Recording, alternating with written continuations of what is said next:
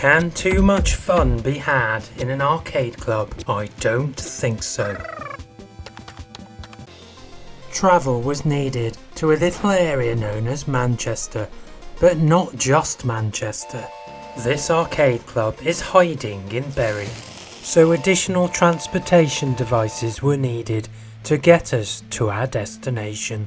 A pleasant and very affordable hotel was pre-booked for some downtime. Complete with therapy chair, deluxe fan, massive lamp, delightful view, my good friend, not so lucky. Running and hot water to fill coffees to brims. A slight relax and check of theming. Bury itself is pleasant, with suitable amenities around if you fancy a quick catch-up with The Rock or a coffee at Bob and Bert's. Interesting shops and a wide range of activities that could be engaged with, like paying respect to a comedy genius. But we were on a fairly tight schedule, so we had to prepare for some arcade action. A short walk was needed, which was okay, and only about 17 minutes from our hotel. Interesting assorted cars paved the way, and even Robocop was nearby in case of any trouble. Your move, creep. 4 floors of tastiness greeted us at the arcade club. A one-off fee allows access to all of the machines with unlimited playtime, so you can play to your heart's content. Floors are carefully divided up into themed areas, and signage is carefully considered for your enjoyment, pointing you in the direction of fun at all times. It can be a bit much to take in all at once, so I urge you to go steady. Prepare yourself for an assault on the senses and to view the most arcade machines you have ever seen under one roof. This is like a stillness of a lake before an earthquake, the hush in the forest before lightning strikes, a paused orchestra before the symphony erupts, a sleeping volcano before it awakens. Yeah, you get the idea. It's currently quiet. A sacred temple of flashing lights and suspiciously sticky buttons. A place where time doesn't pass normally. Outside it's 2025, but in here it's permanently 1987, and nobody is leaving until Street Fighter 2 declares a champion. The air smells of dreams and faintly electrocuted nostalgia. Somewhere in this building, Pac-Man is exhausted. Pinball machines click and clack, providing constant ball-related chatter, whilst a small child challenges a grown adult to Dance Dance Revolution and wins. It's a dimensional rift where Killer Instinct and Final Fight are locked in eternal combat for your soul. The first floor is a cathedral of cabinets humming with the ghosts of 8-bit plumbers who never made it home. Venture upstairs and you will find even more pixel-related entries vying for your attention. So many that you will have to have short sit-downs to contemplate what you are even going to play next. Time does not move the same way in here. You arrive at noon and you leave at dusk and can now speak fluent Sonic the Hedgehog. You don't just play the games play you, whatever that is supposed to mean. Ah, The Simpsons, an absolute classic. I thought this was Tron, but it's actually Satan's Hollow, so I'm none the wiser.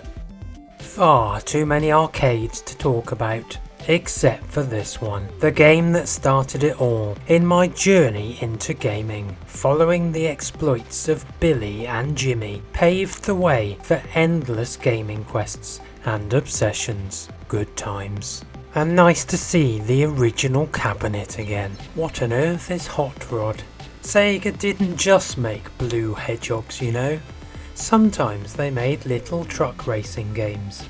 If you are worried that you will only spend a few hours here and may run out of things to do, that simply will not happen. With 4 floors and suitable eating and drinking facilities. More than suitable, really. I would say very suitable if pressed for a definitive answer. My good friend and I spent an entire day here, and we only thought we would be a few hours, so bear that in mind, please. You will probably need to explore around the area many times. Each time I turned a corner, I saw a different arcade machine that I wanted to play. It's that good. And here we go. Original Outrun Sit Down. This deserves some real attention.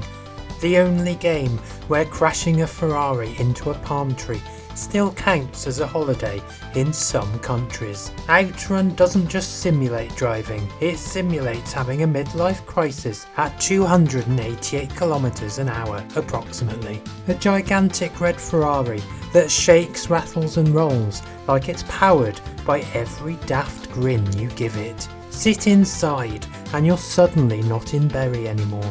You're on the European coast, swerving between trees, trucks and the crushing weight of destiny. The Ferrari pulls you in, feeding off your energy with tunes blaring.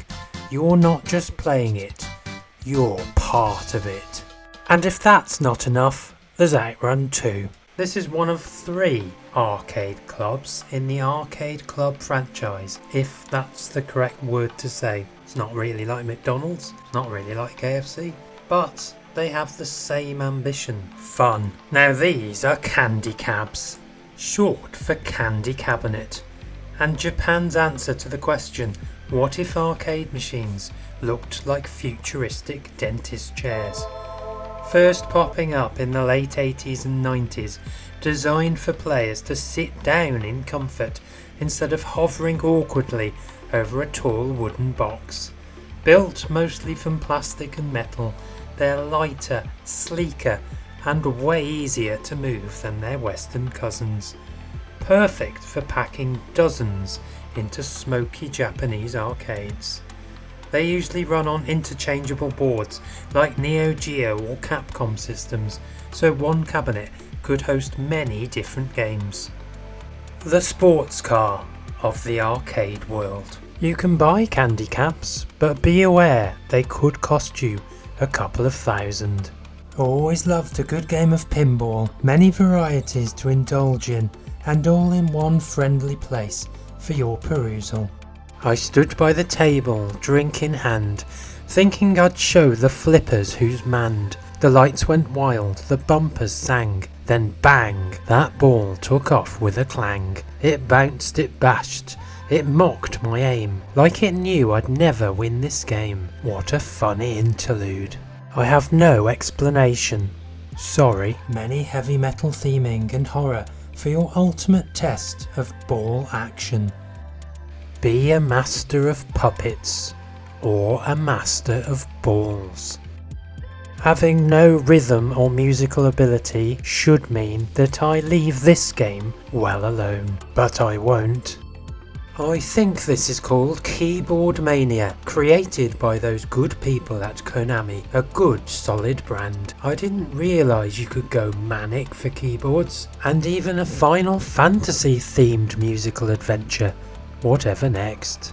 Now we're talking a bit of Ethan Hunt action, rail shooter, but don't expect any photos of the real Tom Cruise on any Mission Impossible games, too busy.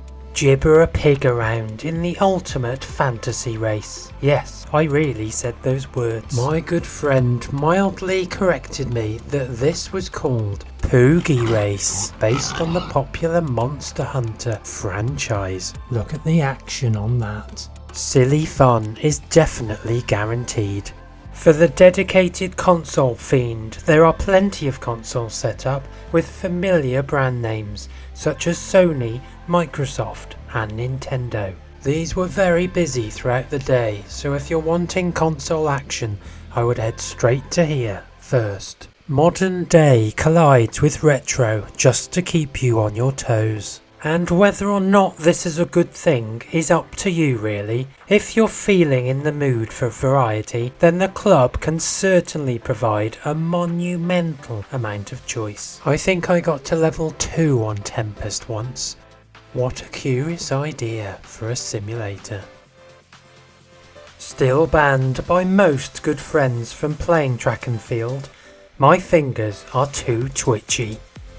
Walking through the arcade gives you a warm glow when things were simpler, when all you had to worry about was which game you had to play on which console and which flavour of crisps you needed to indulge in until the early hours.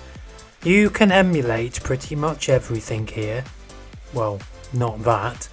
And not a hurricane simulator, unless you really want to take advantage of some Dyson fans and construct yourself one, but I wouldn't be advising that.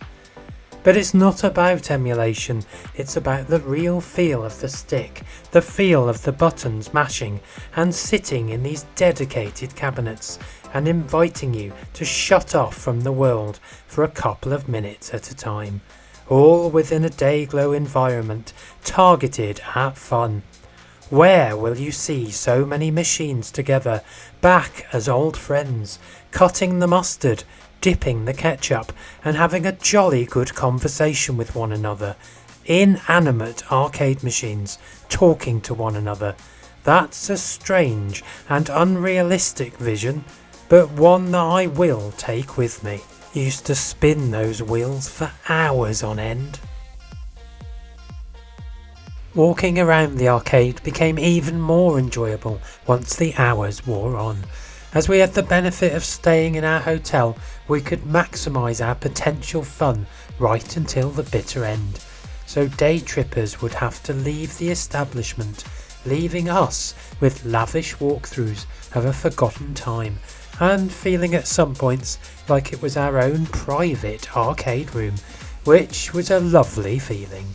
Giving time to soak in the delicious retro air and listen to the chiming and bleeps and blops of hidden arcade classics. Like this.